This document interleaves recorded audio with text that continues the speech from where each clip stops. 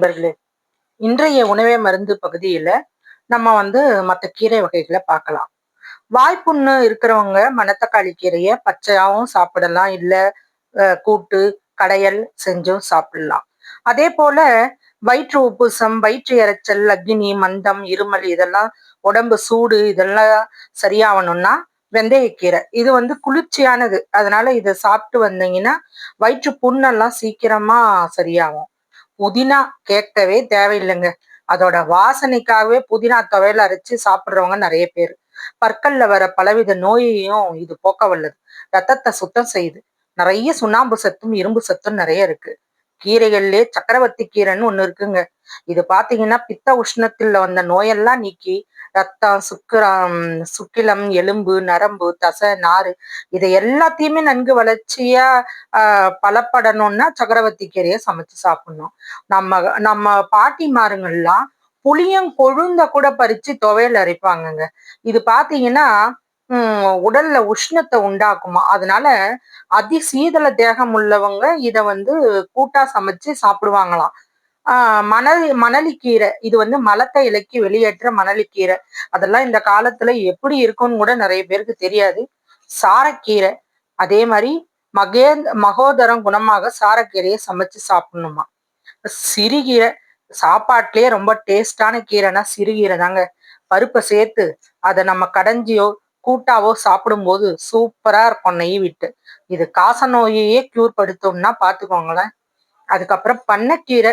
இதெல்லாம் இந்த வேர்க்கடலை கழனியில தாங்க இந்த கீரை எல்லாம் வளரும். அவ்வளோ டேஸ்டா இருக்கும். இதெல்லாம் எங்க பாட்டி எடுத்துட்டு செஞ்சு கொடுத்துருக்காங்க. அவ்வளோ ருசியா இருக்கும். இதெல்லாம் வெறும் புளி போட்டு கடைவாங்க. அவ்வளோ டேஸ்டா இருக்குங்க. இதுலயும் நிறைய சத்துக்கள் இருக்கு. ஆனா இத பகல்ல தான் சாப்பிடணும்னு சொல்லுவாங்க. மலம் இலகுறதோட குடலும் உறுதி பெறுமா. தண்டு கீரை அதுல இருக்கிற தண்டு இலை எல்லாமே சுவையாத்தான் இருக்கும். குளிர்ந்த தேகம் இருக்கிறவங்களுக்கு இது சீதளம் உண்டாக்குங்க. முள்ளங்கி கீரையும் நம்ம சமைச்சு சாப்பிடுவோம். நெஞ்சு எரிச்சலை ஏற்படுத்துவோம்னா வாத நோய், பித்த நோய்களையும் இது பண்ணோம். அதனால பார்த்து சாப்பிடுவாங்க. ஆனா அதுலயும் நிறைய விட்டமின்ஸ் இருக்கு. அப்புறமா சளி இதெல்லாம் போக்கணும்னா தூதுவளை கீரை. மூக்காரட்டை கீரையை பத்தி இப்போ நிறைய பாத்தீங்கன்னா யூடியூபர்ஸ் எல்லாம் நிறைய பேரு சிறுநீரக பிரச்சனைக்கு சிறுநீரக கோளாறு இருக்கிறவங்க மூக்கரட்டை கீரையை தாராளமா சமைச்சு சாப்பிடணுமா. இது பாத்தீங்கன்னா செடிங்கள்ல தானா முளைச்சு வர்றது தாங்க. இது மலச்சிக்கலையும் சரி செய்யும், பசியை உண்டு பண்ணும். கிட்னி பிரச்சனை இருக்கிறவங்க, அதாவது கிரியாட்டினின் லெவல் அதிகமா இருக்கிறவங்க இந்த கீரையை சமைச்சு சாப்பிட்டுட்டு வந்தா அதோட லெவல் குறையுங்க. அதே மாதிரி இந்த ஸ்டோனு வந்தவங்க கூட இதை சூப்பாவும் வச்சு சாப்பிடலாம். கொதிக்க வச்சு உப்பு போட்டு மிளகு போட்டு குடிச்சு சாப்பிடலாம். இல்ல சமையல்ல களவாங்கிற மாதிரி சேர்த்து எல்லா கீரையோடையும் இதை கடைஞ்சு சாப்பிடலாங்க. அதுக்கப்புறமா பாத்தீங்கன்னா காமால போக்குறதுக்கு கரிசலாங்கண்ணி கீரை. இது பாம்பு கடிக்க இதோட சாறு மருந்தா பயன்படுதுன்னா பாருங்களேன். அதுக்கப்புறமா பொன்னாங்கண்ணி கீரை, கண்ணுக்கு நல்லது பொன்னாங்கண்ணி கீரை. இந்த மாதிரி நிறைய கீரைங்க இருக்குங்க. நம்ம கீரைகள்ல நம்ம சொல்றதுக்கு நிறைய இருக்கு. புளிச்சக்கீரை நிறைய பேருக்கு பிடிச்சது புளிச்சக்கீரை.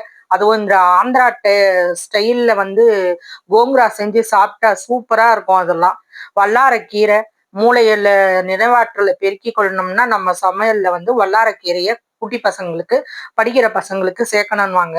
அதே மாதிரி ஆசன கடுப்பு, இந்த ஃபைல்ஸ் கம்ப்ளைண்ட் இருக்கிறவங்க எல்லாம் துத்தி இலையில சமைச்சு சாப்பிடுவாங்க. வாயு சம்பந்தமான குத்தல் குடைச்சல் இருக்குதா நாராயண இலைய சாப்பிடுவாங்க. மலச்சிக்கல் மட்டும் இல்லைங்க, இந்த முடக்கத்தான்றது இந்த முட்டிங்கள்ல பிரச்சனை இருக்கிறவங்க எல்லாம் முடக்கத்தான் கீரையை செய்வாங்க.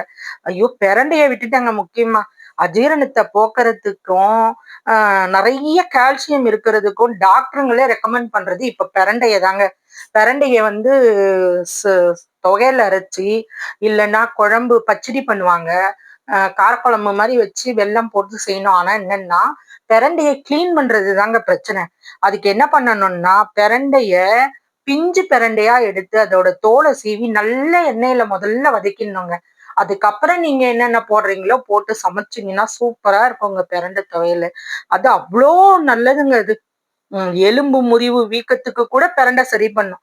கலவைக்கீரை சொல்லவே தேவையில்ல. சுக்காங்கீரை, குப்பைக்கீரை, எத்தச்சக்க கீரைங்க இருக்குதுங்க. அத ஆக மொத்தத்துல நம்மளுக்கு தெரிஞ்சு உணவுல கீரைகளை நம்ம எப்பயும் பயன்படுத்தணும். சிறு வயசுல இருந்தே நீங்க குழந்தைங்களுக்கு இத பயன்பாட்டை நம்ம கொண்டு வந்தோம்னா, பெரியவங்களானாலும் அதை ஒதுக்கி வைக்காம நல்லா சாப்பிடுவாங்க.